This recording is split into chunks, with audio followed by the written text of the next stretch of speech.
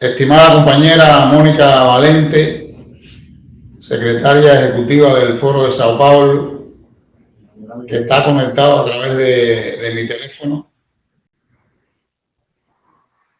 Estimadas y estimados compañeras y compañeros de los partidos miembros del Foro de Sao Paulo, comenzamos en la tarde de hoy, hora de Cuba, el posgrado que desde hace mucho tiempo la compañera Mónica y su equipo de trabajo, en colaboración con algunos partidos amigos, hemos estado intentando comenzar. Por lo tanto, hoy es un día especial y vamos a hacerlo por primera vez y por la vía virtual.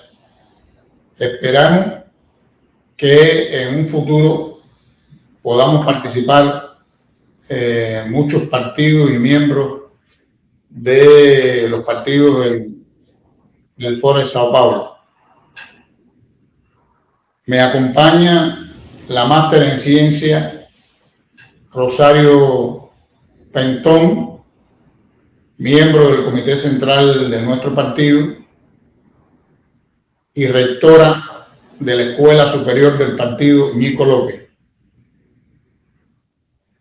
La doctora en Ciencias Históricas, Dianelis García, subdirectora de Investigación y Posgrado de la Escuela Superior del Partido, Ñico López, el claustro de profesores y el funcionario que atiende desde el Departamento Internacional de nuestro partido, el Foro de Sao Paulo. Este posgrado, que lleva el nombre de la Revolución Cubana, experiencias y enseñanza, que comenzamos en el día de hoy, es el primer intento de realizar un curso de formación entre ustedes y nosotros, que estamos seguros nos va a ayudar mutuamente al aprendizaje, a la capacitación y a la conexión con temas de suma importancia para el trabajo que realiza el Foro de Sao Paulo como mecanismo de integración y de unidad en la diversidad de los partidos y fuerzas políticas miembros del Foro de Sao Paulo. Los profesores han acogido con mucha alegría, con mucha profundidad y se han preparado para lograr el éxito del curso, que por supuesto es un posgrado que lleva una calificación y recibirán, después le explicarán más en detalle, recibirán su certificado por haber pasado este curso de posgrado.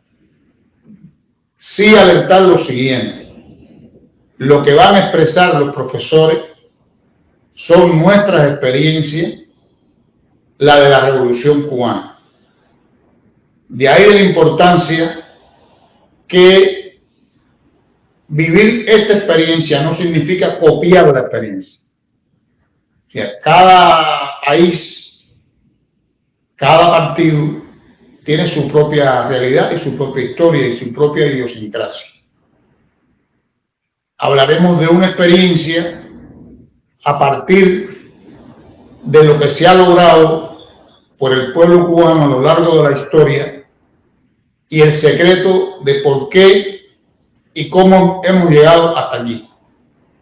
Nosotros pensamos que lo más importante en la experiencia que van a transmitir nuestros profesores es cómo este pueblo, junto a su partido, a su revolución, ha hecho una revolución que comenzó el 10 de octubre del año 1868 y que es una sola revolución que ha durado hasta hoy, hasta el triunfo y después del triunfo, que ha costado mucho trabajo el proceso de unidad en la diversidad, pero ese secreto es el que nos ha llevado a que nuestra revolución se mantenga firme, que no haya variado en sus principios revolucionarios, solidarios e internacionalistas, y que vamos a continuar bajo el legado de los próceres de nuestra independencia y de manera especial del compañero comandante en jefe Fidel Castro. Así que, sin más, le cedemos la palabra a los profesores que van a conducir el curso y esperamos que todos los compañeros que estén participando, estén escuchando bien y reciban la experiencia de este posgrado, que agradecemos muy sinceramente a la compañera Mónica, a los partidos miembros del Foro de Sao Paulo que participan y a la Escuela Superior de nuestro partido. Somos de la idea que en un futuro no será solamente la escuela nuestra, sino que se vayan incorporando las escuelas de los distintos partidos y que hagamos un gran claustro de profesores latinoamericanos y caribeños que de manera conjunta nos permita capacitarnos y nos permita de manera conjunta poder aprender de las experiencias de cada uno de nosotros. Así que muchas gracias, les agradezco su presencia y les cedemos la palabra al claustro de nuestros profesores del año. Agradecemos la oportunidad de compartir nuestras experiencias con los representantes de los distintos partidos que integran el Foro de Sao Paulo. Vamos a comenzar precisamente presentando al profesor Abel Hernández, que es el coordinador del equipo de profesores, licenciado Abel, y el máster Rafael Mariscal Pons, profesor de Historia de la Escuela Superior del Partido. Para nosotros estar ponernos a ustedes en sintonía con los objetivos, los presupuestos que tenemos, vamos a dar una pequeña presentación sobre lo que nosotros perseguimos con este tan importante programa de consolidación, de capacitación y de formación política. Hemos compartido con ustedes que vamos a denominar la Revolución Cubana, experiencia de enseñanza. Como decía el compañero Alzuaga, son a partir del nuestro, en el proceso revolucionario tan complejo y tan adverso. Nosotros estamos pretendiendo que este curso se desarrolle en estas 2 sesiones del mes de marzo y en 3 sesiones del mes de abril de este año 2023. Pretendemos además desarrollarlo en una hora clase que nos permita a nosotros dialogar con ustedes y desarrollar de una manera interactiva, dialógica, el desarrollo de este curso. Nosotros estamos pretendiendo, como objetivo del programa, argumentar las experiencias y enseñanzas esenciales de la Revolución Cubana para las luchas y fuerzas progresistas de izquierda de Latinoamérica y el Caribe. Siempre nosotros dando esa experiencia, ese resultado práctico que hemos logrado en estos más de 60 años del proceso revolucionario, cómo ello puede servir para los procesos revolucionarios de izquierda, de orientación hacia la izquierda, en cada uno de los países, que tenga que ver también con la práctica de sus procesos revolucionarios. Nosotros hoy vamos a desarrollar un tema que tiene que ver con la formación, consolidación de la identidad nacional y cultural, y dentro de esa formación y consolidación vamos a una particularidad al papel de la unidad de las fuerzas revolucionarias, que ha sido el bastión fundamental del proceso revolucionario cubano en más de estos 60 años y que ha permitido, ha sido el factor que ha consolidado la fuerza dentro de la revolución y que ha sido un factor fundamental para que nuestro proceso se mantenga y que continúe su progresión. Estamos proponiendo que en un segundo tema, que sería el próximo martes, el sistema político cubano, particularidades y autenticidad, tiene que ver con ese proceso que ha estado mediado con muchísimos factores de carácter internacional, de carácter externo, con la política del gobierno cubano, el gobierno norteamericano, y como nosotros, desde nuestra propia particularidad, nuestra propia esencia, hemos logrado un sistema político que se parezca a nuestra realidad. Y por supuesto, vamos a estar particularizando en este tema el papel del Partido Comunista de Cuba como partido de la nación y sus funciones, y cómo el papel del Partido Comunista de Cuba ha sido la vanguardia fundamental de este proceso revolucionario. Tenemos un tercer tema que nos presentarán los profesores que compartimos con ustedes hoy acá, que sería el pensamiento estratégico de la Revolución Cubana, de José Martí, transitando por Ernesto Che Guevara el comandante en jefe Fidel Castro y bueno, el líder de la revolución Raúl Castro, principales exponentes de la reciprocidad masa líder de nuestro partido. ¿Sí? Cómo han sabido ellos indagar, lograr una relación con nuestro pueblo. Como un cuarto tema de este curso que nosotros estamos presentando hoy, tiene que ver con la necesidad de la actualización del modelo económico y social cubano, sus esencias, y de una experiencia bien importante dentro de este proceso revolucionario. Como nosotros continuamente estamos llamados a actualizar nuestro modelo, no solamente económico, sino también social, y teniendo en cuenta las particularidades, como ya hemos expresado, de nuestra revolución. Y con un último tema, y además un elemento que distingue y que ha distinguido el proceso revolucionario, ha sido primero su diplomacia revolucionaria, el internacionalismo, la solidaridad y los principios que esto sostiene. Es decir, que nos da en la medida de este último tema, así, las particularidades, las esencias fundamentales en que se ha involucrado la revolución cubana en su exposición externa y cómo ha logrado desde un país subdesarrollado con las condiciones en que nosotros hemos construido el socialismo, cómo nosotros hemos logrado imponer esos principios, hemos logrado imponer en el escenario internacional los principios de los países más subdesarrollados, los países más pobres del mundo. Hasta acá nosotros estamos proponiendo los 5 temas del programa. Queremos insistir con ustedes primero cuando estén en el diálogo, en la presentación, bueno, que se presenten en cada uno de los chats. También estamos pidiéndole a cada uno de ustedes que interactúen, es decir, pueden enviar a través de este chat algunas preguntas, algunas inquietudes.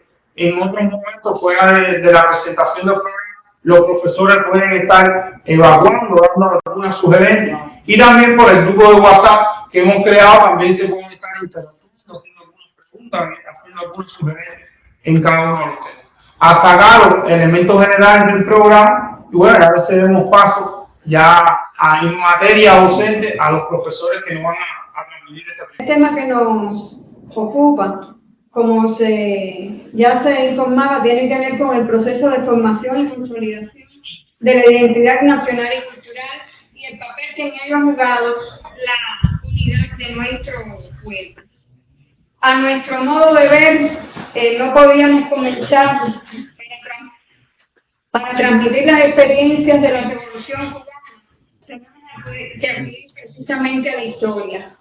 Nuestro comandante en jefe Fidel Castro muchas veces indicaba que solo en la historia podemos encontrar el verdadero caudal para la formación de valores. Y se hacía alusión cuando se planteaban las palabras de apertura de lo que ha significado la Revolución Cubana, que comenzó el 10 de octubre de 1868.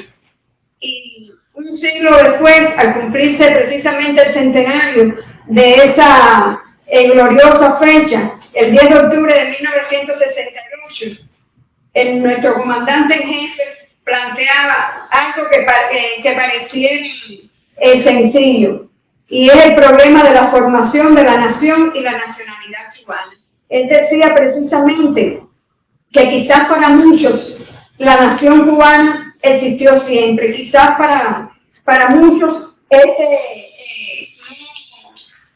fue un proceso fácil en la conformación de lo que hoy llamamos Cuba.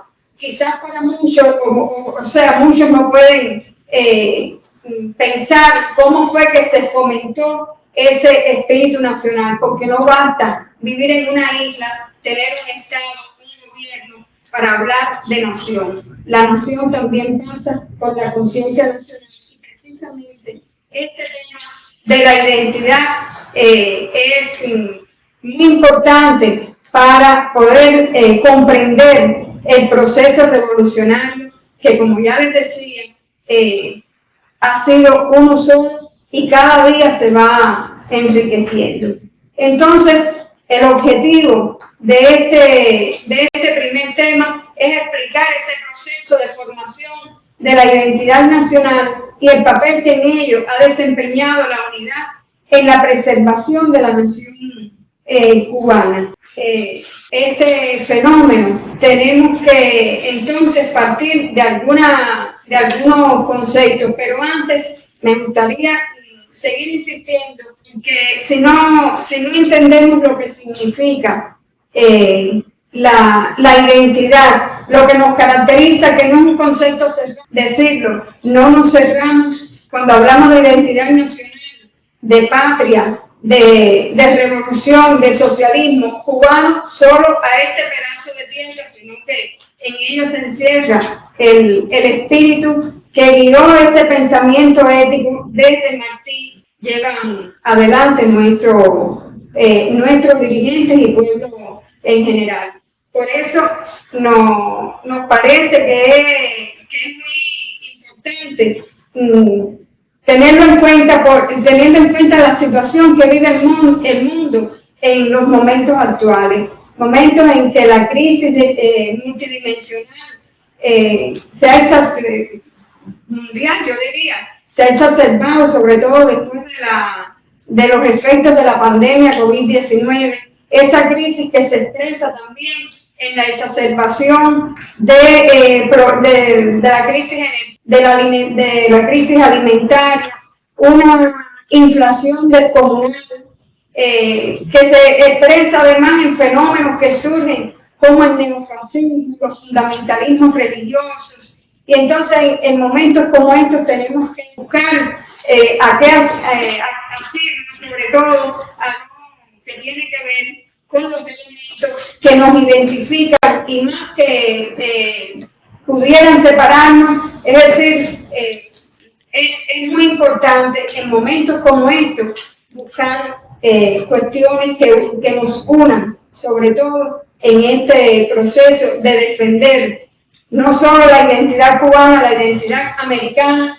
sino los procesos que tienen que ver con la defensa misma de la humanidad. Entonces, nosotros para ir abordando algunos de estos elementos, vamos a ceder la palabra al profesor Mariscal para que vaya abordando algunos de los conceptos y sea más factible para entender entonces este fenómeno de la identidad. Siempre también nos gustaría dejar sentado algo que para nosotros constituye un axioma y que pudiera servir para motivar el pensamiento en este primer encuentro. Para los cubanos, patria, nación, revolución, socialismo, constituyen variables dependientes. Si falla una, fallarían todas. Entonces nos parece que pudiéramos estar pensando en esta relación entre estos conceptos y es una experiencia que brinda la revolución cubana. Sin revolución, sin socialismo, perderíamos la patria, perderíamos la nación. Entonces, bueno, buenas tardes, un placer poder intercambiar con usted y transmitirle algunas ideas a partir del tema que nos ocupa en la tarde de hoy. Nos vamos a auxiliar por la presentación y estamos ustedes visualizando una diapo que parte justamente del término, la categoría que estamos trabajando en la tarde de hoy, que es justamente la identidad. Nos parece importante, quizás en una síntesis, partir como posgrado que es de algunos elementos teóricos como elementos de partida para entender o consolidar lo que estamos en la tarde de hoy trabajando. Bueno, la identidad como categoría, lo primero que tenemos que señalar es que es de carácter social. Si es social y tiene en cuenta justamente la acción del hombre, ya de por sí es un proceso, y si es proceso está mediado por la cultura, por lo tanto ahí estaría un segundo elemento que es cultural. Y si es social y es cultural, porque el ser humano es un ser biopsicosocial, entonces estamos hablando de un proceso y todo proceso tiene una historia, por lo tanto la identidad también es un elemento histórico. Y llamo la atención en esto porque lo vamos a retomar después en otros segmentos que vamos a trabajar, pero nos pareció importante tener en cuenta esta particularidad. El otro elemento que me parece importante tener en cuenta es que cuando estamos hablando de identidad, estamos hablando de que toda identidad está está dada por características esenciales y características no esenciales. Eso es lo que nos revela la identidad. Cuando hablamos de características no esenciales, estamos diciendo que se pueden cambiar algunas de esas características y la identidad no deja de ser lo que es. Sin embargo, si hablamos de las características esenciales, entonces estas son características que significan, que identifican, que representan y al mismo tiempo, y por eso le pusimos el carácter con otra significación, diferencia. Porque cuando hablamos de identidad, estamos hablando no solamente de lo que nos identifica, sino también lo que nos diferencia. O sea, estaríamos hablando de lo que es dado en llamar mismidad, pero también estamos hablando de la otredad, o sea, del otro. Y me parece más fácil de entender esto con la próxima diapo, por favor. Entonces, porque la identidad es singular, y estamos hablando de la identidad que puede estar dada por cada uno de nosotros. O sea, las características que a cada uno de nosotros en particular nos identifica y al mismo tiempo nos diferencia. Puede ser sexo, o sea, puede ser también la propia familia, las ideas que he ido incorporando, los saberes populares, los saberes que la propia familia nos ha incorporado. Y esto me está dando a mí una singularidad dentro del concierto de otras personas con las cuales yo me interrelaciono. Ahora, esa singularidad hace que yo me diferencie, digamos, en mi caso, que soy hombre masculino, de otros hombres. O sea, cada uno de nosotros es un singular. Pero al mismo tiempo, cuando vemos el concepto hombre, entonces estamos hablando de un concepto que es plural. Y por lo tanto, ahí estaría la identidad también puede ser plural o colectiva. En la diapo nosotros tenemos ahí señalado que como identidad colectiva puede ser, o también puede ser de familia, y así de todo un grupo de elementos que nos están haciendo referencia a una identidad plural. Y fíjense cómo puede partir desde la familia, ya, la pareja, la familia, hasta llegar al Estado-Nación, porque cuando hablamos de identidad nacional, generalmente estamos hablando de que la identidad nacional se identifica con el Estado-Nación. Y dije generalmente porque lo primero que deseo siempre es que no siempre la identidad nacional coincide con el Estado-Nación como forma de organización moderna, ¿no? A partir de esto. Entonces, hablamos de Estado, hablamos de identidad nacional, puede pensarse que siempre estamos hablando de Estado-Nación, pero sin embargo todos conocemos que hay identidades que justamente no coinciden con el Estado-Nación, porque tenemos un grupo de países que son estados, que son países plurinacionales y hay más de una nacionalidad en los mismos, y no coincide con la demarcación territorial de lo que se conoce hoy como Estado-Nación. Y a la derecha ustedes tienen también otro grupo de elementos que también forman parte de una identidad colectiva, ¿verdad? Que estaríamos hablando de grupos generacionales, clases sociales, ¿ya? Movimientos sociales, gremiales, laborales y otros, que para que ustedes vean toda la riqueza, no están ahí todos, hemos puesto algunos elementos para que ustedes puedan seguir cuando hablamos de esta identidad grupal, que es a la que estamos haciendo mayor fuerza. Pero entonces, aquí estaría una segunda conclusión parcial. La identidad nacional es una identidad grupal. ¿Ya? Vamos a la próxima diapo. Ahora, ¿qué entender por identidad? Quiero significar que hay muchas definiciones de identidad nacional, e incluso porque el tema de la identidad nacional está visto por muchas disciplinas, y mucho más por la disciplina de las ciencias sociales. Hay conceptos que salen de la propia psicología, pero también de la sociología, de la historia, de la filosofía. Hay un grupo importante de autores que lo referencian, no solamente en Cuba, sino también fuera de nuestra frontera. Yo estaba pensando ahora, digamos, hay trabajos que tienen que ver con lo que estamos viendo, hay trabajos de Atilio Borón que tocan este tema de la identidad, ¿ya? O puede ser Néstor Toal, el argentino, también aborda este tema de la identidad, a veces de manera directa, en otras ocasiones no, pero nos parece que es importante tener en cuenta este particular. En Cuba, autores desde la historia como el doctor Eduardo Torres Cueva, desde las letras como Abel Prieto, desde la filosofía, también la propia Isabel Munar y otros filósofos de nuestro país han abordado este tema. En la psicología, una doctora como es Carolina también ha abordado este tema. Entonces lo importante es que es un asunto, a partir de lo que planteaba la profesora Dianelli, es un asunto de máxima actualidad en que también la ciencia lo están abordando y lo están estudiando por la importancia que tiene el mismo en los momentos actuales, y que hacíamos referencia al inicio de nuestra intervención la importancia de este tema en los momentos actuales. Ahora, nosotros aquí queremos subrayar, nosotros queremos subrayar dentro del concepto de identidad nacional algunas ideas que nos parecen importantes. Lo único que hemos hecho hemos descompuesto en parte del concepto.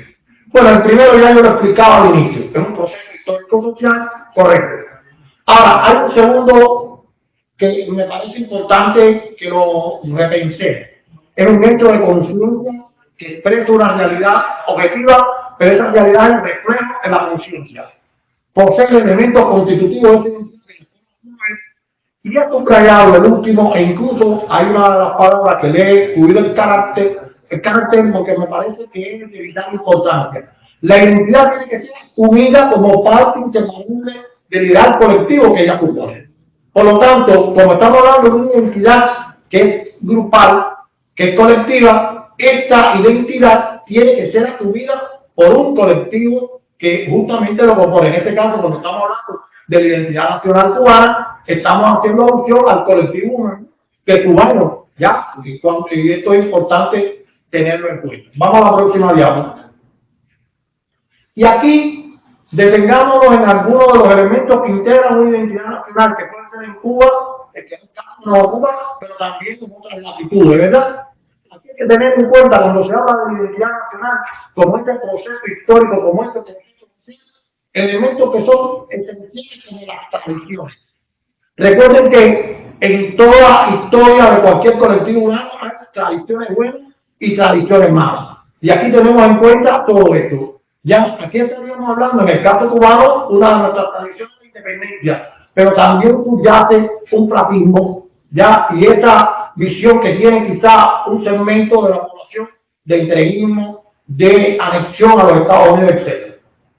Ahora, otro elemento es la lengua. Me refiero al lenguaje. El lenguaje no solamente nos comunica, sino también nos representa.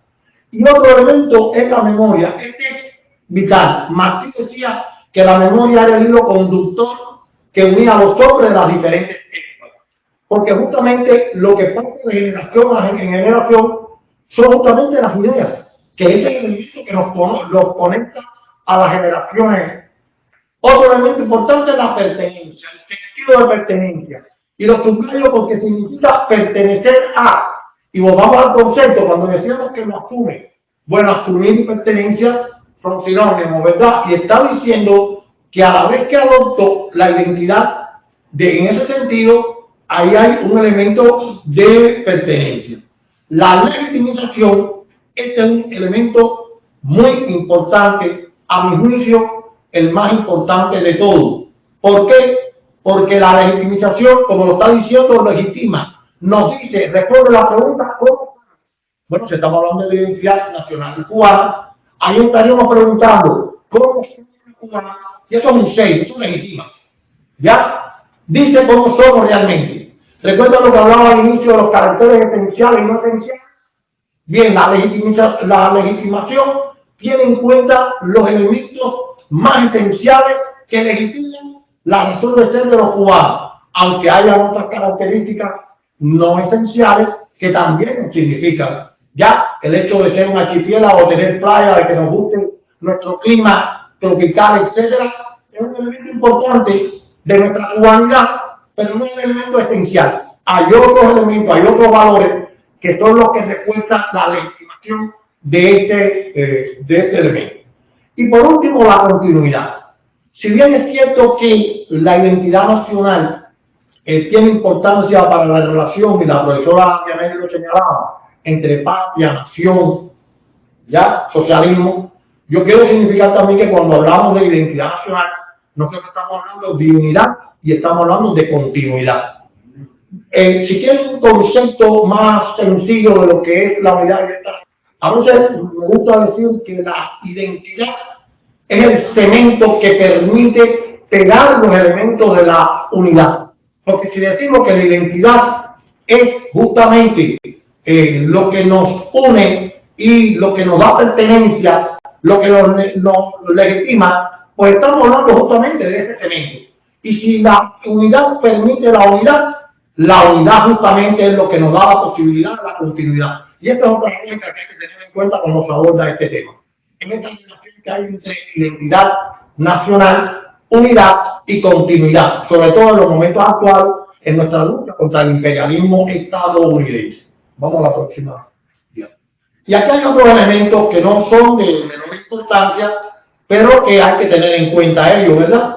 Como es el geográfico, el climatológico, el económico.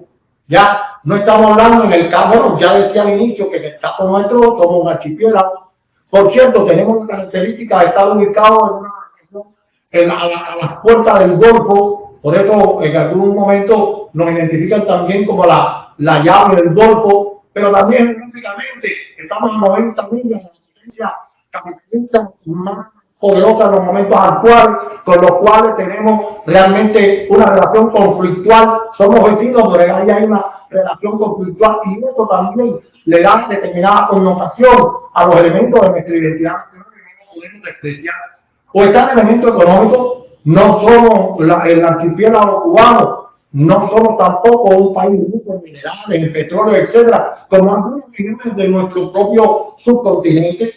También tenemos un elemento demográfico a partir de poblaciones, de las migraciones que hemos tenido y que han conformado la realidad de la población y del pueblo cubano en los momentos actuales. Y creo que es más entendible el último elemento, ¿verdad? También hay elementos sociopolíticos de la conformación de nuestra propia realidad desde el surgimiento de ella hasta los momentos actuales que no podemos despreciar. Bueno, aquí pudiéramos hablar de un elemento societario y también político en los momentos actuales.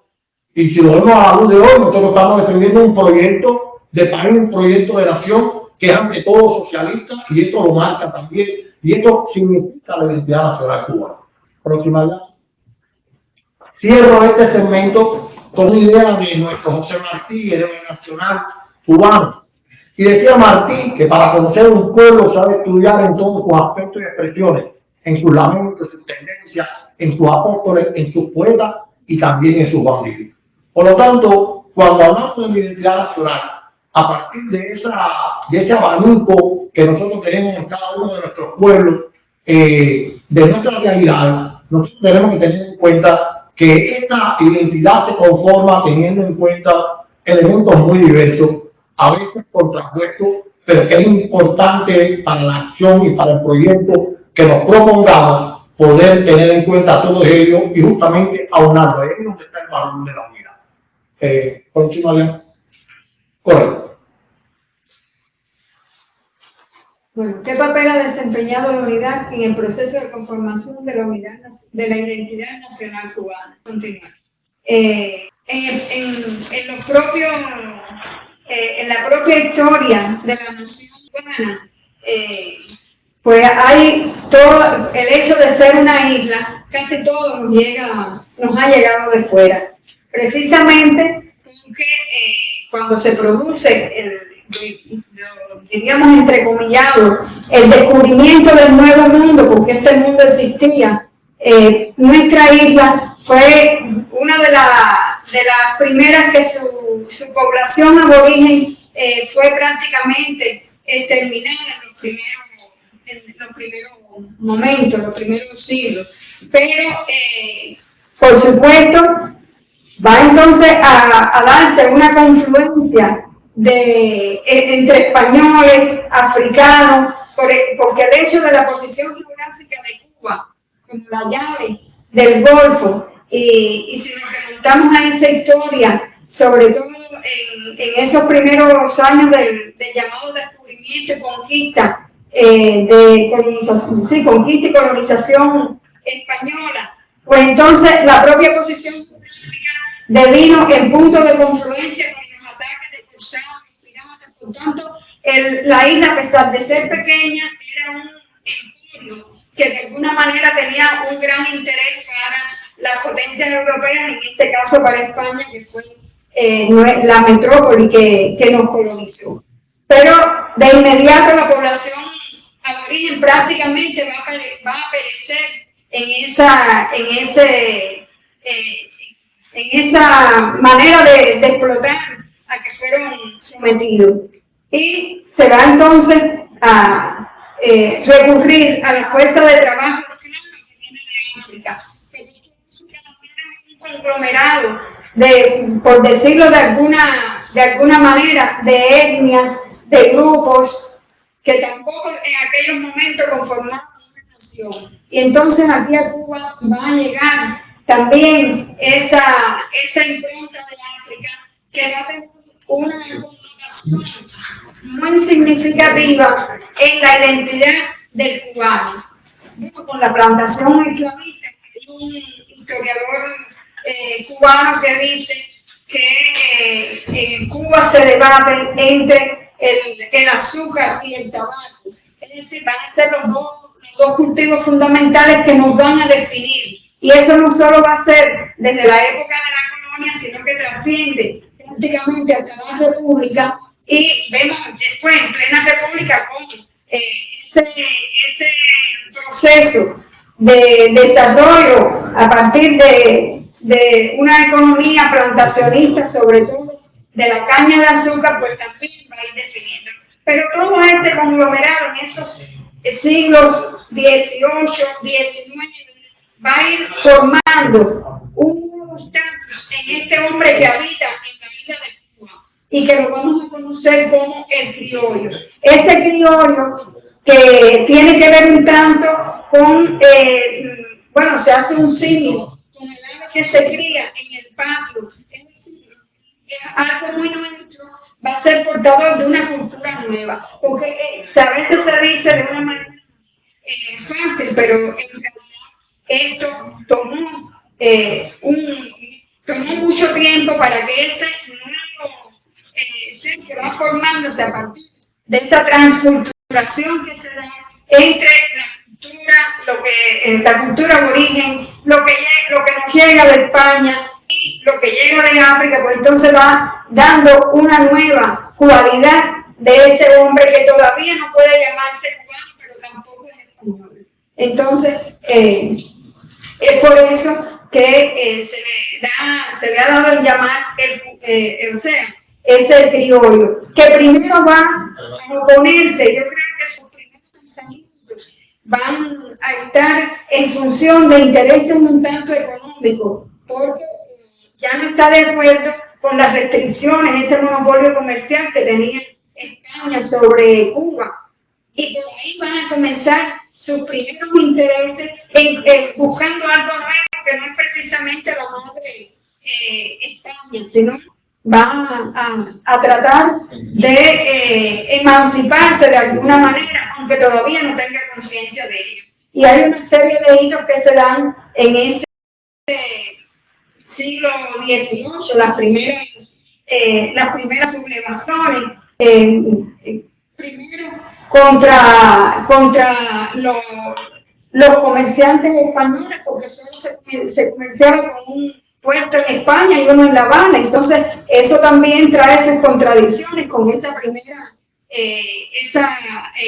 clase que ya va formándose con ciertos intereses económicos diferentes a los de España. Pero en la medida que esto avance, pues también va a haber un desarrollo de esa conciencia. Y ya para el siglo finales del siglo XVIII, la llamada generación de los años 90, hombres como José de la Luz y Caballero, José Agustín Caballero, el padre Félix Varela, pues entonces van a ir dando una nueva connotación ya a ese pedazo de tierra y comienzan entonces hasta definir qué es patria. Esto también va a ir trascendiendo. Y no es casual entonces que comiencen a surgir una serie de tendencias o corrientes ideológicas y corrientes políticas que en esos años, esa primera mitad del siglo XIX va a tomar fuerza y van a ir abriéndose paso. Dentro de estas corrientes políticas tenemos el abolicionismo, el reformismo, que fueron las primeras manifestaciones de protesta, cuando los hacendados cubanos van a las Cortes de España, muchas veces no son todos, pero ya se expresa una intención de los intereses de esa nueva clase que va surgiendo, que pudiéramos decir que es una clase de hacendados que tienen rasgos de burguesía, sacarocracia, burguesa, pero que se combina con otra, sobre todo la propiedad a que responden. Entonces, estos elementos económicos, decía, que traen consigo que se desarrollen esas tendencias, el reformismo, el abolicionismo, el independentismo y en menor cuantía, pero también existió como una corriente ideológica, el anexionismo. El anexionismo porque va a agrupar a aquellos cubanos que veían la situación de esa nueva clase social fuera de España, pero entonces la ven asociada a los Estados Unidos de Norteamérica. Por eso, y es importante tener en cuenta desde que surge esta tendencia anexionista. El propio Fidel, en el discurso que se menciona al inicio de la clase, por los 100 años de lucha, él decía que el anexionismo, de una u otra forma, siempre en momentos de tensión, en momentos de crisis para nuestro país, pues va a tratar de resurgir. Sin embargo, en ese ya final o la segunda mitad del siglo XIX, la corriente independentista entonces es la que gana mayor fuerza y es la que propicia que una vez creadas las condiciones y además y sobre todo por la propia influencia del proceso independentista iniciado en América Latina desde 1808, 1810, bueno, todo ese proceso con sus principales figuras cuyo pensamiento va a trascender también hasta aquí, además con la influencia de la revolución burguesa, las revoluciones en Europa, sobre todo en los principales líderes de esa primera gesta, que va a ser posible que se inicie una etapa de lucha por la independencia, precisamente comienza con el alzamiento en la de Majagua el 10 de octubre de 1868. Aquí pudiéramos hablar, yo creo que es muy rica la historia de nuestro país. Los cubanos lucharon durante más de 30 años contra el colonialismo español. Y aquí entonces nosotros tenemos que acudir al tema de la unidad, porque siempre nuestros errores o nuestros fracasos y también nuestras victorias han estado asociados a ese principio de la unidad. Y si hablamos de esos 10 largos años de lucha que no concluyeron con la independencia, como se había propuesto Carlos Manuel de Céspedes en ese manifiesto, cuando llama a sus esclavos a unirse, también a la gesta emancipadora, si no concluye con esa independencia, sí nos va a dejar entonces grandes enseñanzas, pero entonces podemos plantear que ahí, y es una de las causas que se reconoce, la falta de unidad entre las fuerzas libertadoras, pues nos hace entonces que no se obtenga la victoria. Incluso esa unidad se expresa no solo en las desavenencias que a veces se dieron en países, sino también que la guerra no llega a expandirse a todo el territorio nacional. Entonces, es un elemento que pesa, pero que va a ser tomado en consideración en épocas posteriores. Hay una etapa entre esa guerra grande, que es la llamada guerra de los 10 años, y después la guerra innecesaria que comienza en 1895, que se le ha dado a llamar en la historia de nuestro país periodo de tregua fecunda, porque permitió que los pinos nuevos y los pinos viejos, llámese aquellos hombres que se alzaron en la manigua redentora en el 68, pues entonces hagan busquen toda la experiencia y se propongan nuevas metas para el desarrollo de la guerra. Pero aquí decolla sobre todo la figura de José Martí, que en ese espíritu unitario yo creo que es el referente, es el paradigma de los cubanos por el elemento ese unitario que desarrolló en su pensamiento y que tiene como máxima creación la fundación del Partido Revolucionario Cubano. El partido que se crea el 10 de abril de 1892, pero que tuvo dentro de sus propósitos lograr la independencia de Cuba y fomentar y auxiliar la independencia de Puerto Rico. Porque entonces Martí no solo pensaba en la independencia de nuestro país, sino en ese otro reducto que era la isla de Puerto Rico, que todavía no eran libres. Ya había pasado ese proceso independentista que tantas glorias nos dio y que no, a pesar de los esfuerzos de Bolívar por extender también el proceso hasta la isla de Cuba, esto no se había logrado. Sin embargo, Martí trata entonces de buscar un mecanismo para buscar la unidad en los cubanos y, por supuesto, se desarrolla entonces así lo que se conoce en la historia de nuestro país como la guerra necesaria, que duró, comenzó en 1895, pero con el alzamiento o con el grito de Bande, pero que sí logró extenderse a todos los rincones de nuestro territorio nacional.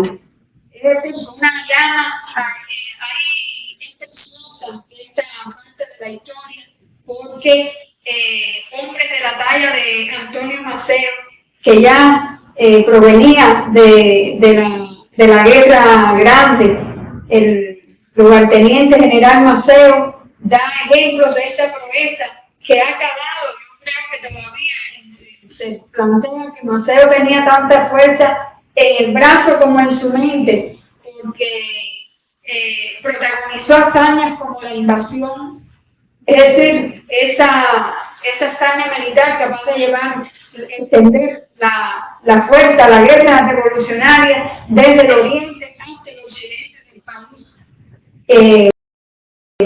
Desarrollando acciones que todavía el propio años después, cuando fue condenado y en el propio juicio del Moncada, era así alusión a esta temeridad y a esta valentía de los mambises, y pone un ejemplo, se refiere a un ejemplo en eso, hablando precisamente de esa temeridad de lo que caracteriza a los cubanos. Y cuando pongo un ejemplo de un combate que se da en la zona del occidente cubano, y entonces cuando los cubanos para enfrentar a los españoles solo tenían como arma el vaso y la montura, el vaso de beber agua y la montura, entonces Fidel decía: así luchan los pueblos cuando ansían su libertad, le tiran piedra a los aviones y miran el tanque. Entonces yo creo que eso es un símil, es algo que llevamos muy dentro. Pero además el propio Maceo protagoniza antes acciones tales como la protesta de Paraguay, que todavía está hoy en el sentimiento de todos los cubanos, y es la idea de no rendirnos jamás por muy difícil que sean las condiciones. Ese espíritu de Paraguay, cuando Maceo le dice a los españoles que no nos entendemos ante la propuesta de una sumisión, de una democión, de poner las armas cubanas, entonces eso también está en el espíritu que caracteriza, que identifica a los cubanos, porque la palabra rendición no está dentro de nuestro vocabulario. Yo creo que estos son elementos, pero donde la unidad ha estado presente.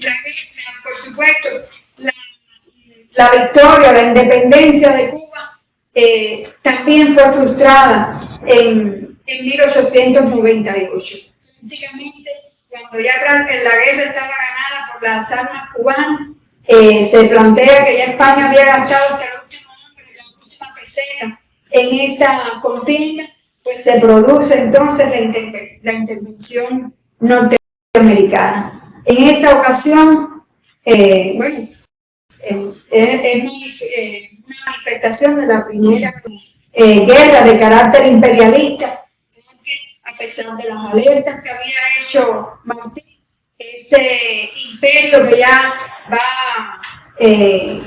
va arraigándose y va extendiendo sus garras hacia nuestro continente, pues ya queda descubierto con la intervención en esa guerra que los cubanos habían sostenido durante 30 años, y así pues se frustra la independencia. Comienza entonces una etapa primero de intervención militar, luego de gobiernos corruptos, que se extiende desde 1899 hasta 1958, cuando triunfa la revolución. Esa etapa, como la conocemos, y bueno, se representa en la diáspora república, tiene muchas denominaciones. República mediatizada, porque no fue la república que soñó Martí con todo y para el bien de todos. Fue la república primero de generales y doctores, donde prácticamente los que se habían luchado no se alcanzaron, porque entonces dejamos de ser colonia de España y pasamos a ser una neocolonia de Estados Unidos.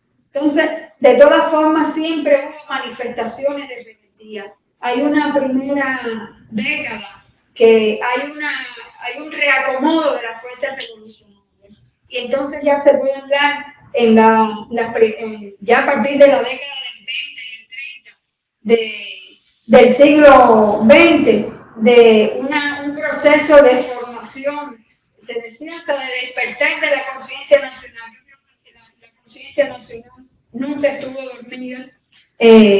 La conciencia nacional lo que hace es que hay un reacomodo de las principales fuerzas revolucionarias, y entonces hay momentos muy significativos para potenciar esa identidad nacional, como fue la creación en 1925 del primer partido marxista, el Partido Comunista, el primer partido marxista, como al abrazar todas las corrientes más progresistas del mundo y de América en esa etapa. Yo creo que líderes de la talla de Julio Antonio Mella, que también tiene una trascendencia en América por la profundidad de su pensamiento y su propia acción, no podemos dejar de mencionarlo. Toda la influencia de la reforma universitaria de América Latina en Cuba, pues entonces eso va a hacer que también haya un proceso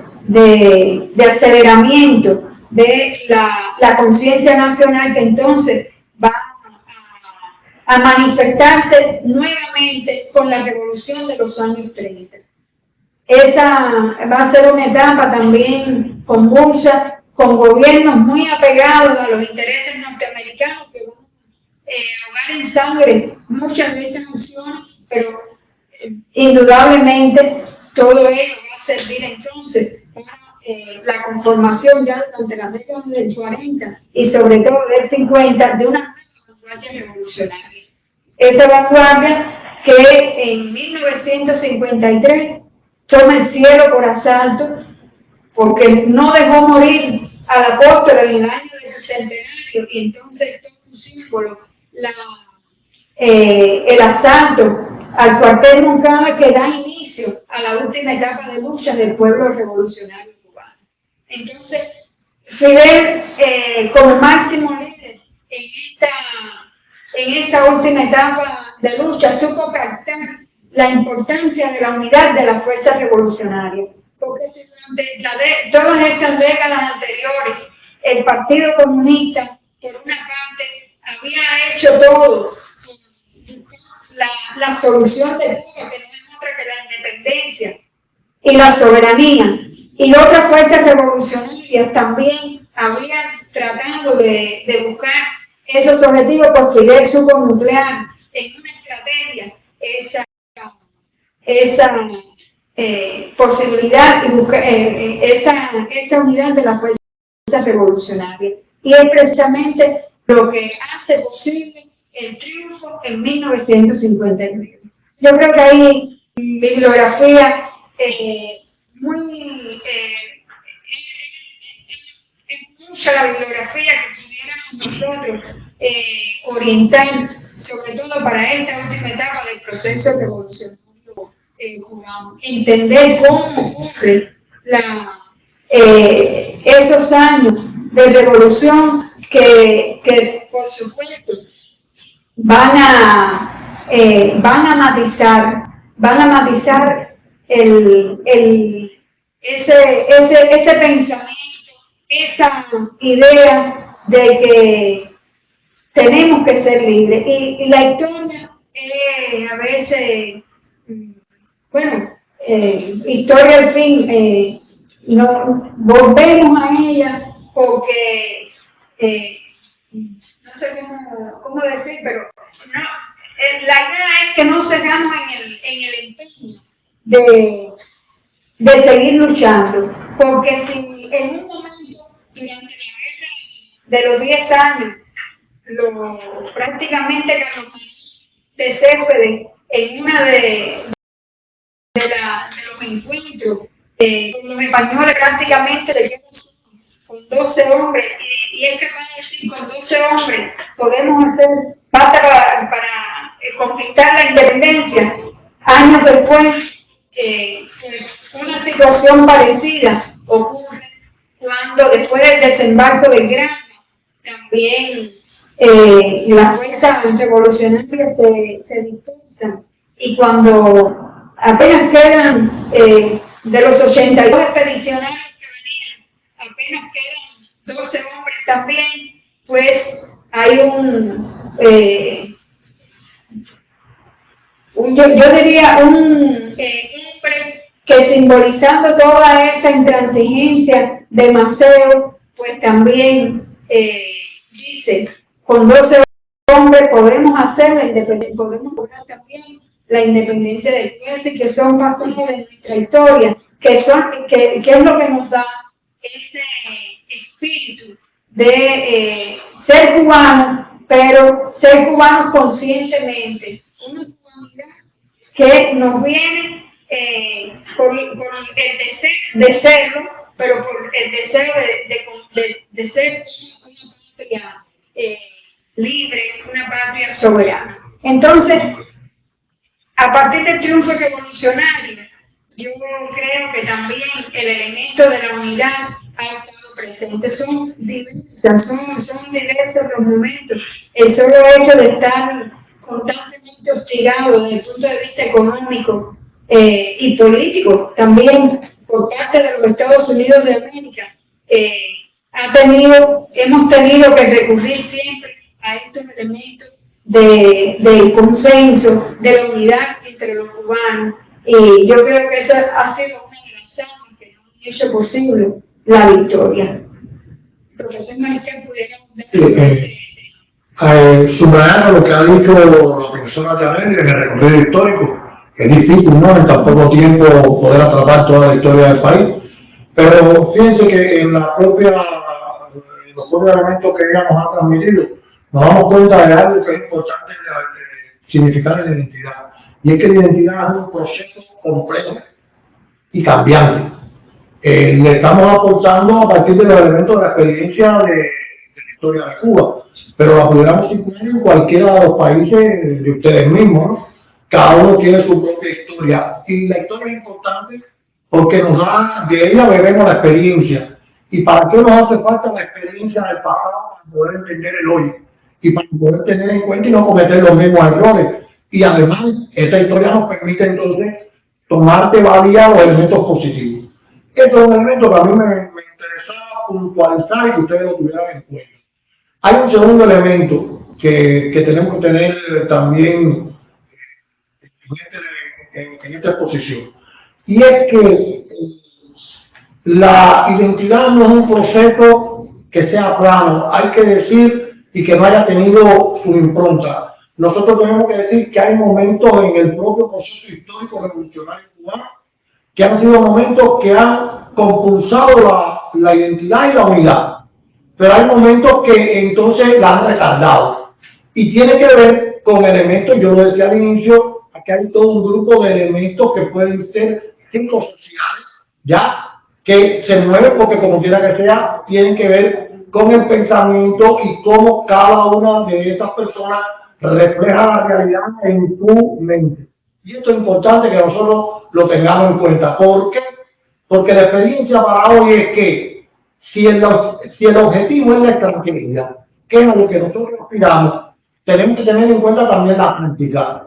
Y aquí es importante, sobre todo para los que habitamos el hoy, ante un enemigo tan poderoso y tan desleal, que nosotros entendamos esto y podamos discernir entre lo táctico y lo estratégico. Aquí estamos hablando de elementos que son extremadamente importantes, pero que están asignados también por coyunturas, por momentos históricos, y los análisis tienen que ser en este caso fundamental. Pongo dos ejemplos de la historia de Cuba. Si bien en el 68 comenzó el proceso revolucionario, como bien apuntaba la profesora, 10 años después, la desunión, a veces también inoculada por los propios españoles, con la política de dividir y vencer, nos llevó a Pacto de Sajón. Y entonces el flujo revolucionario llegó un momento en que se convirtió en un reflujo. Pero si Martí puso un elemento esencial, que fue la conformación del Partido Revolucionario Cubano, antecedente directo de lo que era el Pacto de Sajón, hay que tener en cuenta que la España, tratando de impedir el triunfo de los mambises, intercedió y creó todo un pacto para justamente frenar el proceso independentista. Y Martínez Campos, general español en Cuba, vino incluso con una fuerza poderosa, pero fue trabajando con algunos de los líderes del propio proceso y del propio movilizado cubano. Y aquí, por eso siempre yo hablo del elemento subjetivo y de la función de la conciencia que en lo individual debe tener cada uno de los componentes, y nos pasó también a nosotros entre los líderes, algunos por 10 años de lucha, por la propia crudeza que tiene un proceso guerrillero, un proceso de lucha, muerte, condiciones realmente que implica un sacrificio. Algunos prefirieron pactar, y ese fue el pacto, pactar con España ya un cese de la lucha sin independencia y sin lograr tampoco el otro elemento que era la justicia social. ¿Y qué significa esto? No solamente el Pacto de Sajón nos da la posibilidad de que concluyera la guerra y se pudiera crear una nación con una mejor de condiciones, pero sin lograr la independencia, o sea, el autogobierno por los propios cubanos. Seguiría España siendo la metrópoli en el caso de Cuba. Y un elemento que fue pisado justamente a la lengua era lograr esa justicia social en que todos los componentes del pueblo cubano fueran reconocidos.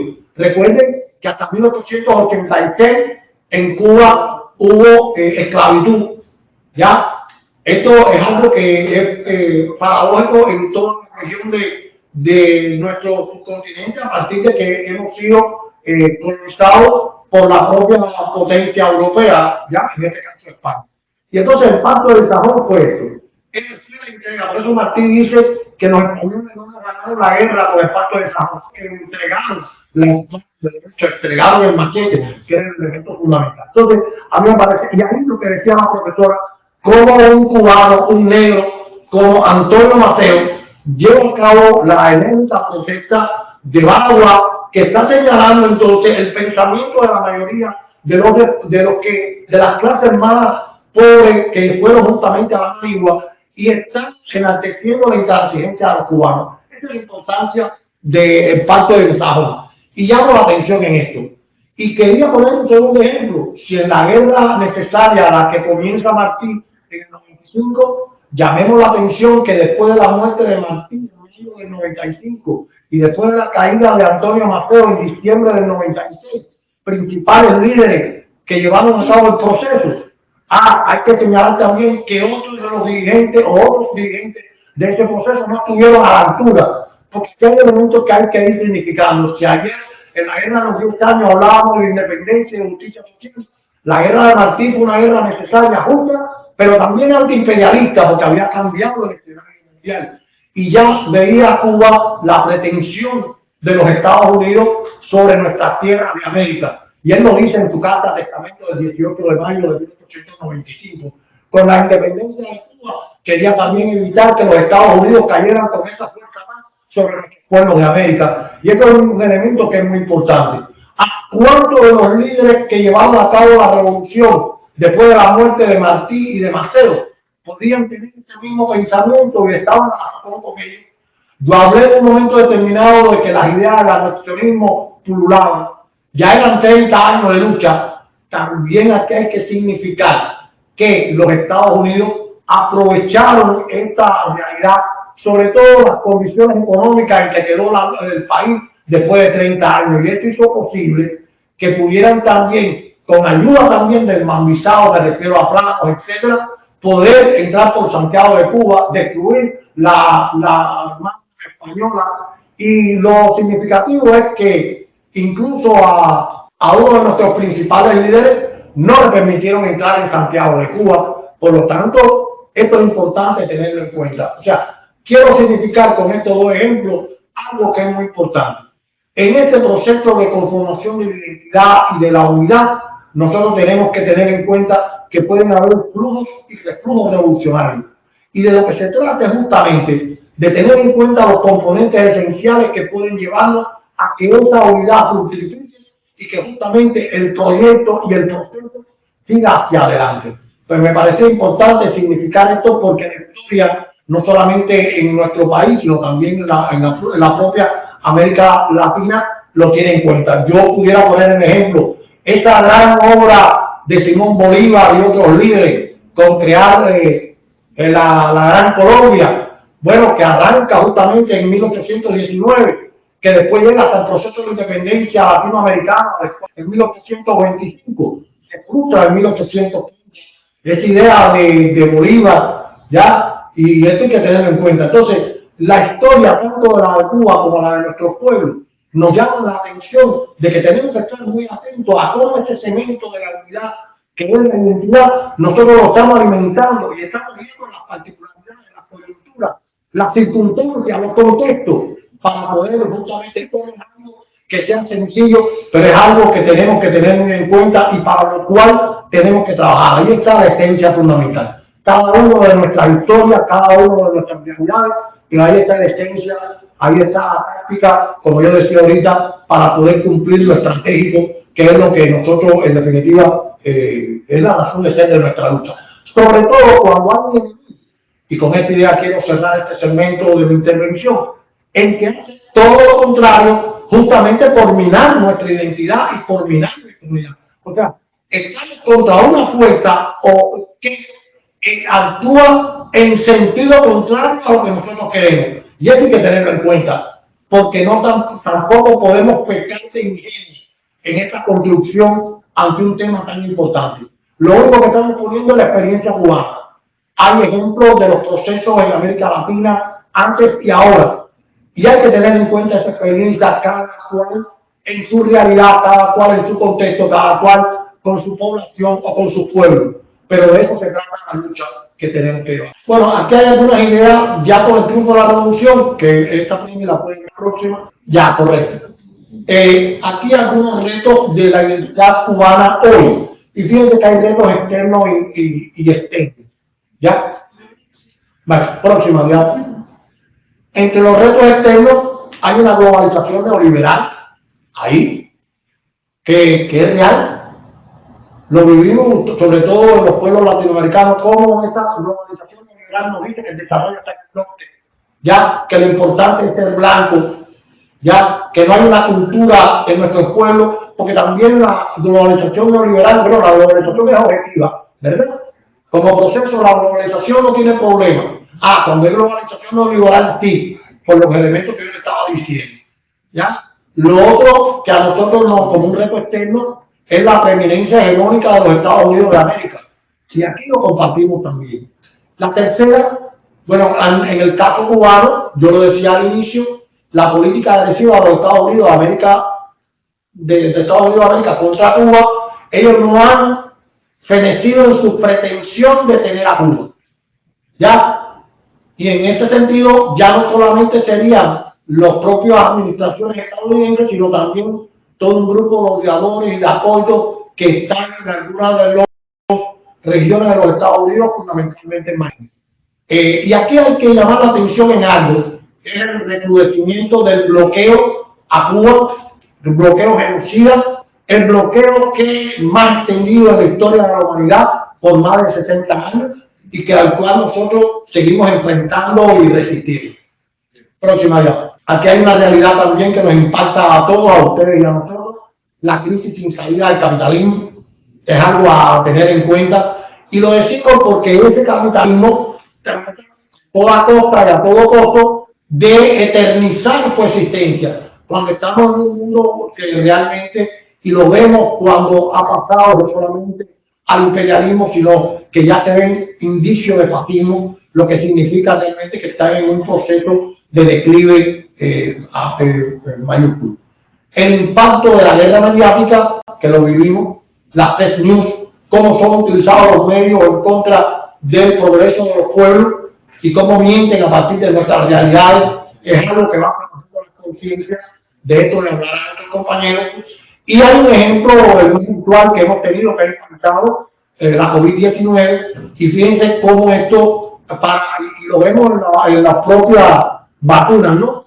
Cómo las potencias trataron y de hecho lograron ellas tener el control de las vacunas que podían contrarrestarlo y otros implementos médicos, y cómo países del mundo con menos posibilidades no tuvieron acceso a medicamentos. Bueno, aquí en el caso cubano pudimos tener 5 candidatos vacunables y de hecho pudimos lograr nuestra vacuna que con todo el solidario nosotros también compartimos con el mundo. Fidel había dicho que nosotros no íbamos a llevar a los oscuros rincones ninguna fuerza militar, pero sí llevaríamos la fuerza de nuestros médicos y de nuestra solidaridad, y eso se puso de manifiesto durante la pandemia de la COVID, que nos azotó por 2 años. Vamos entonces, próxima diapo. Y aquí hay un elemento que a mí me parece que es importante, porque cuando hablamos de los retos solo creemos que los digo, y esto es un reto positivo. El hecho de que Cuba se abra al mundo. Pinche, por favor, diapo, ahí mismo. Ajá. Cuba es referente hemisférico mundial y Cuba es esperanza. Próxima diapo. Bueno, aquí hay una idea de Altana Alberti que me parece que es importante tenerla en cuenta. ¿Ya? Se la dejo para que la disfruten. Próxima diapo. Y aquí hay algunos retos internos que también nosotros tenemos que decir. Nosotros hemos tenido una deformación estructural histórica. Recuerden que somos un país desarrollado, ya que dependemos de una agricultura. Decía al inicio que no teníamos otra riqueza. Hay también las consecuencias de un periodo especial a partir del merengamiento del campo socialista y la caída de la URSS. Cuba es hoy mucho más diversa y eso también es un reto interno. Hay una mayor pluralidad, porque nosotros tenemos que crear la unidad de la diversidad, y en ese sentido Cuba es mucho más diversa hoy, y la sociedad cubana ha cambiado por estos mismos elementos. Cuba es la misma y otra vez. Vamos a la próxima diapo. Correcto. Aquí hay algo que siempre nos gusta señalar. Cuando hablamos de cubano, hablamos de una persona, esto es un término jurídico. Y aquí hay un elemento que tiene que ver entonces con la cubanidad, que es un elemento de cultura. Fernando Ortiz decía que la cubanidad es importante, pero fíjense, porque en la cubanidad pueden estar los elementos no esenciales que definen la identidad nacional cubana. Ahora, hay un elemento que también aporta don Fernando Ortiz, que es el elemento de la cubanía. Y fíjense cómo don Fernando Ortiz dice que la cubanía es la cubanidad, cuando vamos a traer a la cubanidad como elemento cultural, ¿no? Como cubanidad plena, consciente, sentida, responsable, con fe, esperanza y amor, como complejo de sentimiento y sobre todo de actitud. Por lo tanto, hay cubanos que viven en Cuba y siendo cubanos no están en consonancia con los sueños y con las aspiraciones de la mayoría del pueblo cubano. ¿Ya? Y hay cubanos que viven fuera de Cuba y sin embargo sí están en sintonía con los sueños y las aspiraciones del pueblo cubano. Por lo tanto, una cosa es cubanidad y otra cosa es cubanía. En cubanía estarían los elementos no esenciales, pero sobre todo los elementos esenciales que significan la identidad nacional cubana. Por lo tanto, esto es importante tenerlo en cuenta, ¿no? Y pongo el caso nuestro para tener claridad. Y aquí, como hemos estado hablando de unidad, a nosotros nos parecía muy importante, más allá de las definiciones, hay una reflexión de nuestro comandante jefe en el 2008, qué significa y da el elemento de lo que es la unidad. Se la dejo para que ustedes la lean y la compartan. Pero sí, siempre quiero llamar la atención que no solamente tiene en cuenta Fidel los objetivos, sino también tiene en cuenta los riesgos. Y esos son elementos que hemos estado, tanto la profesora como yo, llamando la atención en este particular. Correcto. Ahí hay una idea que nos parece esencial. En nuestro país, la fuerza de la revolución está en la unidad. La fuerza de la revolución está en la unidad. Claro, nosotros no pretendemos, ni mucho menos, que cada cual vaya a renunciar a sus criterios, a sus ideas. Pero creemos que hay que tener una conciencia muy clara de la importancia que tiene la unidad en la fuerza revolucionaria. Esta unidad de Fidel en Chile, en su visita en el año 71. Y fíjense la preeminencia y la actualidad que tiene para lo que tenemos que hacer en Cuba y también en nuestro subcontinente. Entonces, a nosotros nos parecía que con esta idea de nuestro comandante jefe le pudiéramos dar colofón a este encuentro que hemos tenido con ustedes en la tarde de hoy. Próxima diapo. Muchas gracias a ustedes, compañeros. Profesores, las experiencias que nos han mostrado desde el punto de vista cognitivo de la Revolución Cubana y cómo esa ha sido el seguimiento más importante del proceso revolucionario. Nosotros, antes de darle paso a ustedes algunas sugerencias, vamos a pasar por el grupo de WhatsApp que se creó, las diapositivas y algún grupo de bibliografía que los profesores con mucha vehemencia han traído acá para que ustedes puedan estar dialogando, puedan estar conversando. Entonces, a partir de eso, algunas interrogantes, algunas preguntas que ustedes consideren que son importantes, son oportunas, que podamos hacer en este espacio de tiempo que tenemos. Están pidiendo fundamentalmente la bibliografía y la presentación. Mientras piensan, si alguien quiere hacer algún comentario, alguna pregunta, voy a leer un mensaje de la compañera Mónica, la secretaria ejecutiva del Foro de Sao Paulo.